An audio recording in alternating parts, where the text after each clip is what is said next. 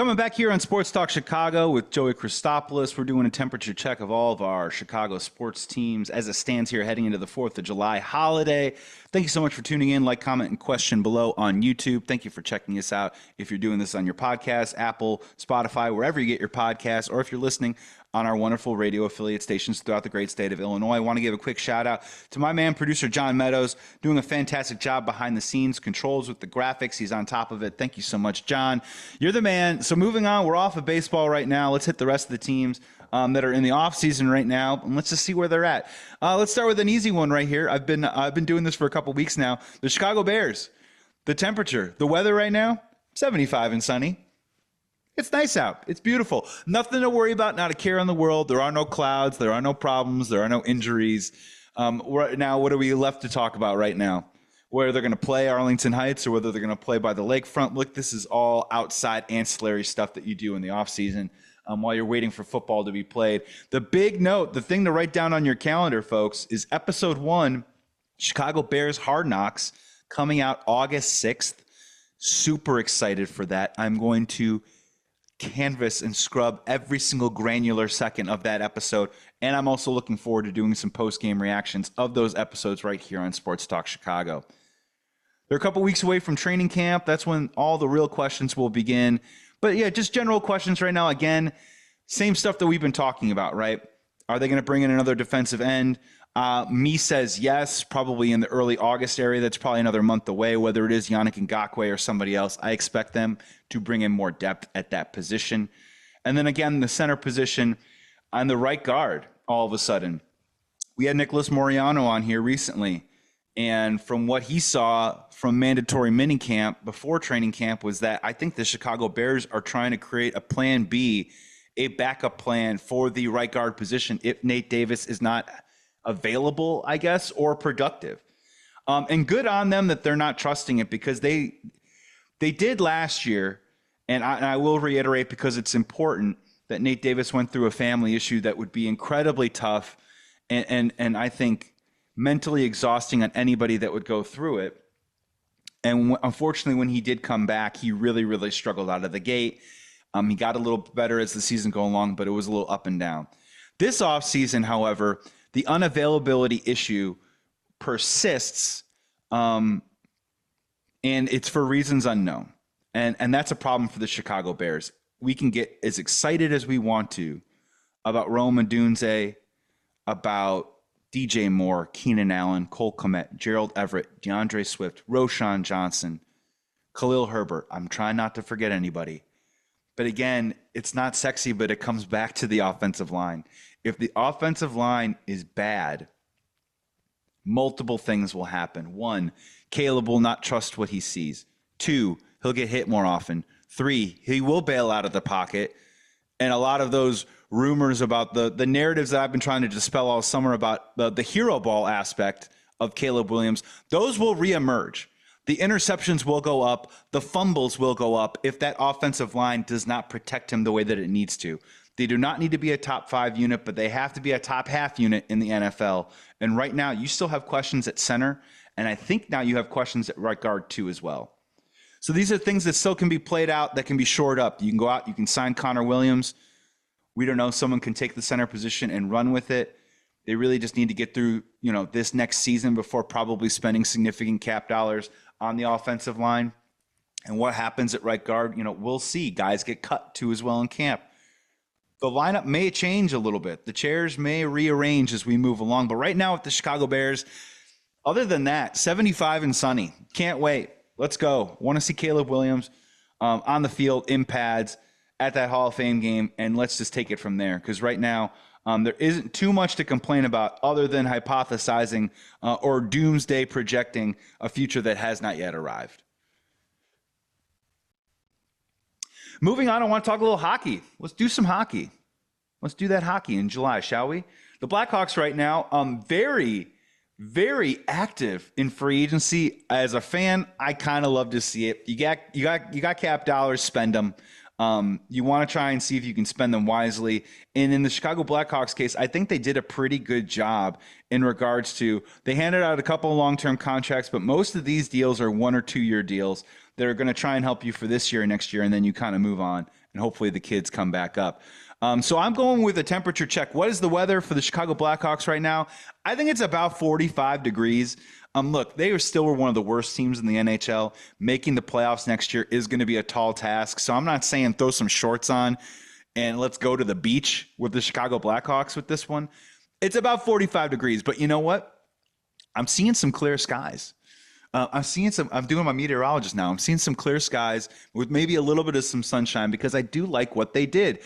The big contract that they handed out was to Bertuzzi, offensive player, winger, probably first line, second line. You can maybe pair him with Bedard or maybe possibly have him as a second line to kind of fortify a little bit of the rhythm of the offensive attack that obviously needs to get better for the Chicago Blackhawks. He got a bigger deal than most other ones. I believe it was a 4 or 5 year deal for $22 million. Nothing crazy. But again, this is a guy that scored 30 goals in the past, scored 20 goals before consistently throughout his career. Good player, makes the Blackhawks better. Thumbs up. Teuvo Teravainen coming on back to the Chicago Blackhawks at a different stage in his life. We had him as a young pup, as the supposed savior, as the next great player to come through the Blackhawks system in the Kane and Taves days. A little bit up and down, especially early on, and has gone off and has put together a pretty decent career and has become a very solid goal scorer. The numbers have gone down just a touch in terms of points, goals plus assists. But again, this is a guy that can play top six for you on offense. You can either play him with Bedard, you could play him on the second line. Again, the Chicago Blackhawks are just getting better with more professional hockey players. And in this case, with both of those two, good offensive players. I don't think it's going to turn the tides one way or the other. But again, I already see the arrow pointing up to the Chicago Blackhawks team, which is what I've been pining for and asking for this entire time.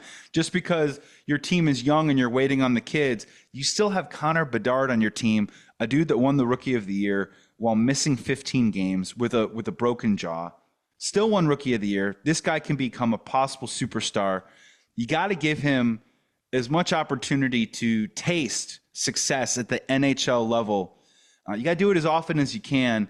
And hopefully in a couple of years when you are ready to really compete, you hit the ground running and it isn't something that comes out of nowhere. You want this team to continue to improve every single year, and taking those 3 first-round picks and doing this free agent signing the way that they have now, I really like what I'm seeing, stacking this team up with 30-plus-year-olds. Has the team gotten older? Sure. You know, they brought in a guy like Alec Martinez on defense. TJ Brody, who used to be a really, really good player, definitely on the downswing a little bit. Hopefully he can give you some quality minutes. I don't know where he fits on their lines right now. Might have to do a little bit with some health, but we'll see how it goes. Craig Smith also coming in. They're adding depth to their defense.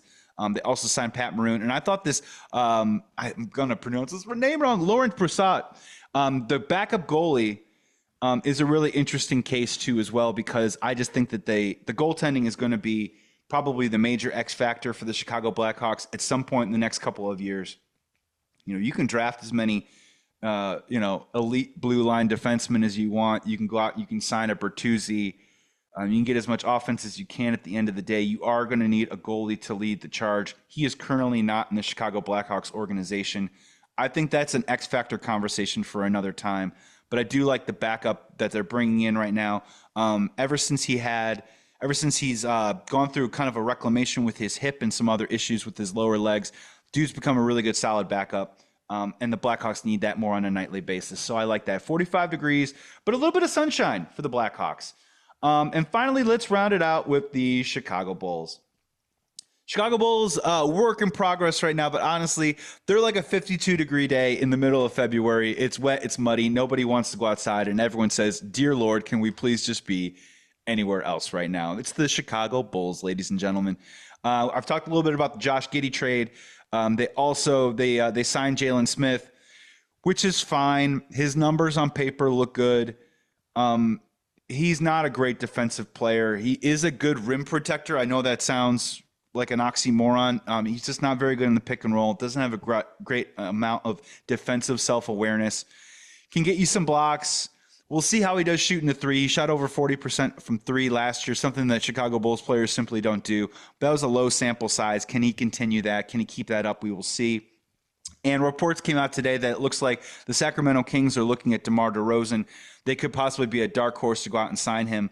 What's interesting about DeRozan, if you look around the NBA right now, is that he's actually, the chairs for him are being taken away. He doesn't have too many spots left. If he wants the money that he supposedly was going to fetch on the open market, there aren't a lot of teams left that are able to pay that. He's starting to look at something more in the lines of a short-term deal. Sacramento Kings are one of the few places I think where they could probably give him the money that he wants. And there's rumors possibly of a sign and trade. Could maybe a Kevin Huerter come back from Sacramento, former Big Ten guy. Dude can still shoot. Kind of didn't really have a role with the Sacramento Kings. They started him at some point, and then he ended up on the bench. He could be a useful piece for the Chicago Bulls coming back. I don't think they're trying to get a ton back, maybe just some sort of asset of some kind if you let a 35-year-old like DeMar DeRozan walk. And if I'm the Chicago Bulls, you got to go all the way on this one. We've all heard the rumors that Zach LaVine appears to be untradeable.